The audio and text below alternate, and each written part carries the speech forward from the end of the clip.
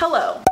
So for today's video, I'm going to be doing a book tag. This is the Who Am I book tag. And I am doing this so incredibly late, but I thought it'd be fun to put out on my birthday, which is September 21st. So I'm filming this early, but it's gonna go out on my birthday, so happy birthday to myself. This tag was originally created by PBS Digital to kind of go in conjunction with their big Great American Read project, which is basically a survey of Americans on the 100 greatest novels. They reached out to me a while back saying, hey, do you want to participate in this?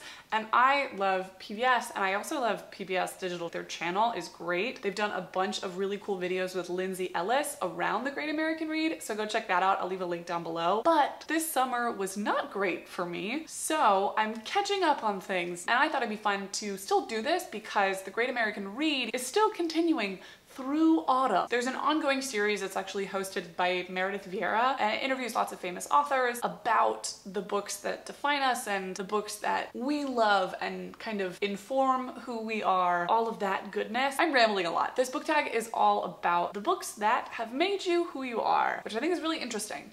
So I'm gonna start now. The first question is, if your life was a book genre, what would it be? And I think it would be some kind of literary satire, because sometimes the things in my life sound fake, like the fact that there's a typo on my birth certificate, or that my dad has had a mustache since he was 18. So my sister and I have never seen him without a mustache, and neither has my mom, who has been married to him for almost 30 years. So like, that's ridiculous. There are a lot of things in my life that I think feel kind of reminiscent of satire, in that if you were to try and put them in a normal book, your editor would be like, this is ridiculous, take it out. But with satire, you could get away with it. So that's what I would say. Question 2 is, what villain do you identify with? This was really hard for me because I could not think of anything. Generally speaking, when I identify with a villain, it's because I hate the protagonists of a book, and that's usually indicative of me not liking a book, which means I got rid of it both from my physical possession and also from my memories, just like scrubbed it. But then I was like, I'm gonna kind of cheat a little bit, so I'm gonna say Howl from Howl's Moving Castle. At first, Howl is portrayed as a villain, and I don't think it's a big spoiler to say that he's not actually, but he's more than a bit of a mess, but still, I just loved him, and I identified with a lot of that messiness and some of his eccentricities. So I'm gonna say Howl. Question 3 is, what protagonist are you most similar to? And I've done a couple tags where I talk about this, so I feel pretty good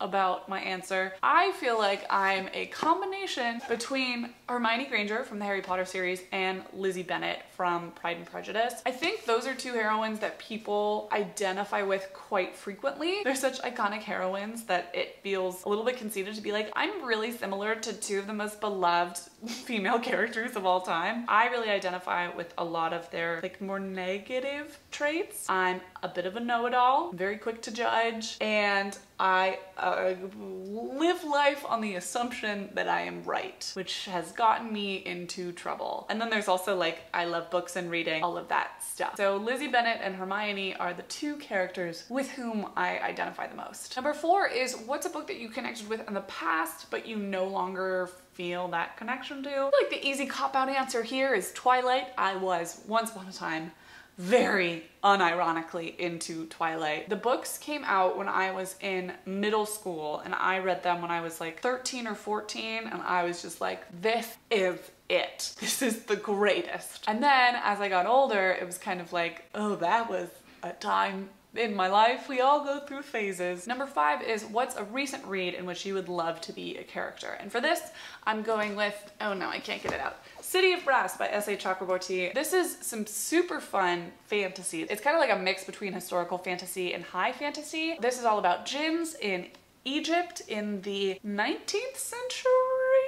I'm trying to remember. Maybe 18th century? Oh dear, I'm blanking. It's been a minute since I read this, but I had so much fun. It's all about djinn, and there's this secret djinn city called Davabad that was just so cool to read about. I would love to be a character in this book because the magic was really cool and the setting was amazing. So definitely recommend this. Question 6 is, how do your reading habits show off your personality? And I think I read really widely, and I think that's kind of reflective of the fact that I really, really enjoy learning all kinds of things. Like, I just really like learning stuff. And I think that's something that you get when you read really widely. And I'll also say that for me, reading widely doesn't just entail like branching out into a new genre. I also like knowing something about it. So branching out into sci-fi, like learning the history of sci-fi is really cool. Learning the history of romance books is fascinating to me, and kind of the media studies analysis of romance as a genre dominated by women and therefore regarded as less than a lot of other genre fiction despite the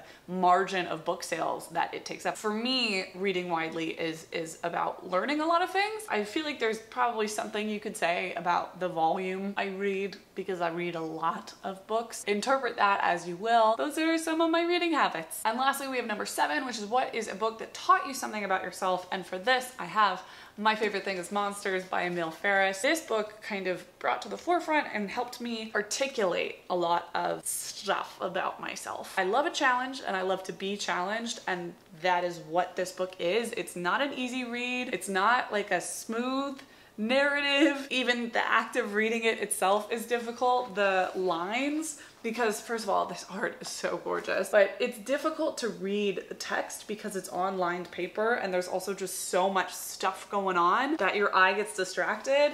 You have to kind of turn the book at certain points to be able to read everything. This book is like a puzzle and a challenge, and I just love it. And for me, it also emphasized how much I like merging kind of high art and low art, if that makes sense. This is a comic book, and it's not just a comic book, but it's a comic book styled after a journal that also has a lot of B monster movie stuff incorporated into it. Stuff that generally speaking would not be considered high art, but because of like what this book is, it subverts all of that. And then on top of that, over the course of this book, there are drawings of classic paintings in here, really famous high art. And so that blend of kind of the sacred and the profane is something that I find fascinating. So this book kind of helped me to realize that. And it also taught me really how much I love weird stuff. I really like weird stuff. This book is weird and I love it. So that's it for the Who Am I book tag. Hopefully you learned a little bit more about me on my 26th birthday. Aging is a thing, right? I'll leave links to everything that I mentioned down below in the description. So if you want to learn more about the Great American Read and about the upcoming series that they're doing that has officially started, then go look down there because it's all gonna be there. Thanks so much for watching. If you like this video, give it a thumbs up, hit subscribe. If you want to see more of my face, you can find me on Twitter at PossiblyLit and on Instagram at PossiblyLiterate. And I will see you next time.